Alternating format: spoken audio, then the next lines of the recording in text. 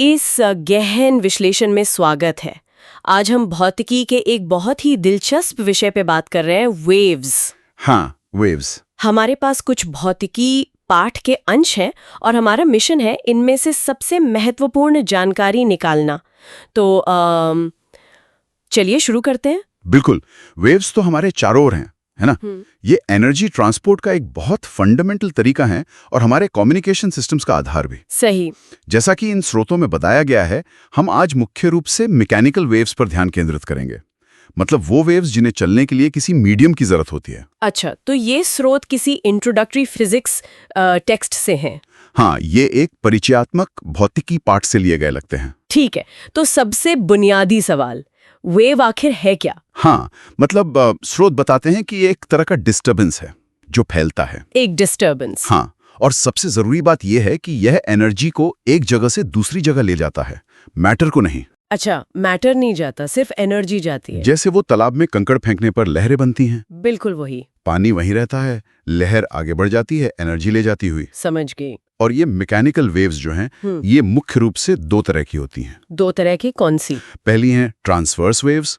इनमें क्या होता है कि मीडियम के जो पार्टिकल्स हैं वो वेव के चलने की दिशा यानी डायरेक्शन ऑफ प्रोपगेशन के परपेंडिकुलर ऑसिलेट करते हैं, ऊपर नीचे या अगल बगल। परपेंडिकुलर, जैसे रस्सी पर वेव। बिल्कुल सही।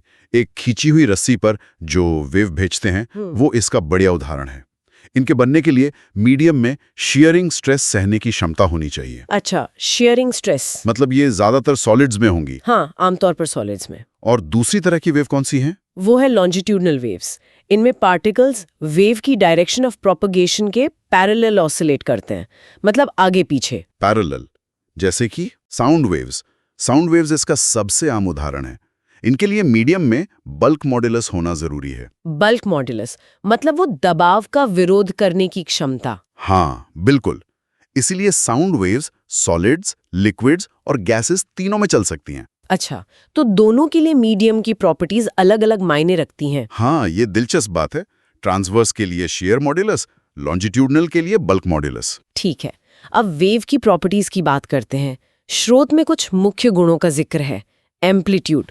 हाँ, एम्पलीट्यूड यानी वेव का मैक्सिमम डिस्प्लेसमेंट, उसकी ऊंचाई कह सकते हैं। फिर वेवलेंथ, जिसे लैम्डा से दिखाते हैं, एक पूरी वेव की लंबाई। सही।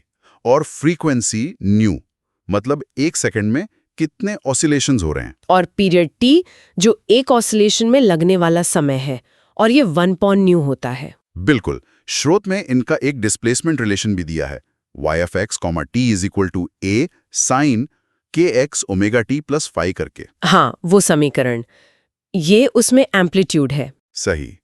और इन प्रॉपर्टी से जुड़ी हैं वेव की स्पीड v। हाँ, स्पीड एक बहुत ही महत्वपूर्ण रिश्ता है, v = लैम्डा न्यू। लेकिन मैकेनिकल वेव्स के लिए सबसे जरूरी बात यह है कि उनकी स्पीड किस पर निर्भर करती है? मीडियम पर। बिल्कुल, मीडियम की प्रॉपर्टीज पर, मुख्य रूप से उसकी इलास्टिसिटी और इनर्शिया पर। इलास्टिसिटी मतलब वो कितना सख्त है, और इनर्शिया जो अक्सर डेंसिटी से जुड़ा होता है। तो इसका मतलब अगर मीडियम बदलेगा तो वेव की स्पीड भी बदल जाएगी। हाँ, निश्चित रूप से।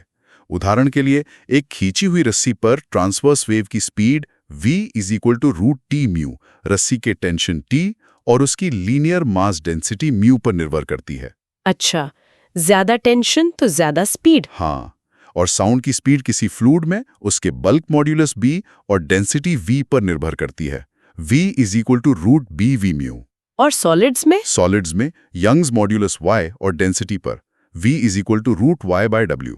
तो यही कारण है कि साउंड सॉलिड्स और लिक्विड्स में ज्यादा तेज चलती है गैसेस के मुकाबले। बिल्कुल। उनका इलास्टिक मॉड्यूलस b या y उनकी डेंसिटी के मुकाबले कहीं ज्यादा होता है। गैसों में स्पीड के लिए पहले न्यूटन का अनुमान था, फिर लेप्लास ने उसमें सुधार किया एडियाबैटिक प्रोसेस मानकर, v = √γp ρ, जो ज्यादा सही बैठता है। अच्छा, ये दिलचस्प है कि स्पीड मीडियम पर इतनी निर्भर करती है। अब आते हैं प्रिंसिपल ऑफ सुपरपोजिशन पर। हाँ, सुपरपोजिशन। स्रोत कहता है कि जब कई वेव्स एक ही जगह पर मिलती हैं तो उस जगह पर कुल डिस्प्लेसमेंट हर वेव के अलग-अलग डिस्प्लेसमेंट का सीधा जोड़ होता है, अलजेब्रिक सम। हाँ, सुनने में ये सरल लगता है, पर इसके परिणाम काफी गहरे होते हैं। जैसे कि यहीं से इंटरफेरेंस का कॉन्सेप्ट आता है। जब वेव्स मिलती हैं तो वो एक दूसरे को या तो बढ़ा सकती हैं, कंस्ट्रक्टिव इंटरफेरेंस, या फिर कमजोर कर सकती हैं, डिस्ट्रक्टिव इंटरफेरेंस। सही कहा। नॉइज कैंसलिंग हेडफोन्स इसी डिस्ट्रक्टिव इंटरफेरेंस का इस्तेमाल करते हैं। अच्छा। और इंटरफेरेंस का एक और खास नतीजा है स्टैंडिंग वेव्स। बिल्कुल, स्टैंडिंग वेव्स या स्टेशनरी वेव्स ये तब बनती हैं जब दो एक जैसी वेव्स विपरीत दिशाओं में चलती हुई सुपरपोज करती हैं। जैसे किसी रस्सी के सिरे से टकराकर लौटने वाली वेव। हाँ बिल्कुल।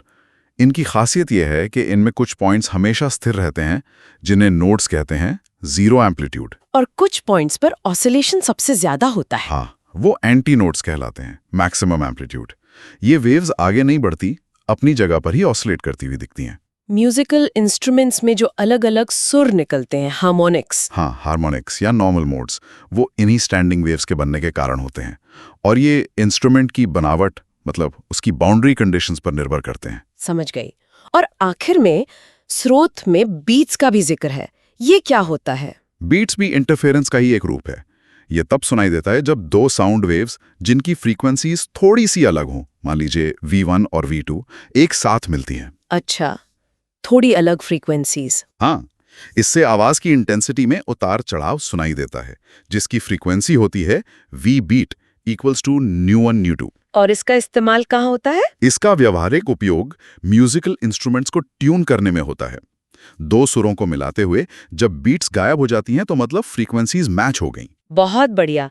तो संक्षेप में हमने देखा कि वेव्स मूल रूप से एनर्जी ले जाने वाले डिस्टर्बेंसेस हैं। हाँ, इनके प्रकार हैं ट्रांसवर्स, लॉन्जिट्यूडनल, और इनके गुण हैं जैसे एम्पलीट्यूड, वेवलेंथ, फ्रीक्वेंसी। और इनकी स्पीड मीडियम पर निर्भर करती है। और जब ये मिलती हैं तो सुपरपोजिशन होता है, जिससे इंटरफेरेंस, स्टैंडिंग वेव्स और बीट्स जैसी घटनाएं होती हैं। बिल्कुल सही सारांश है।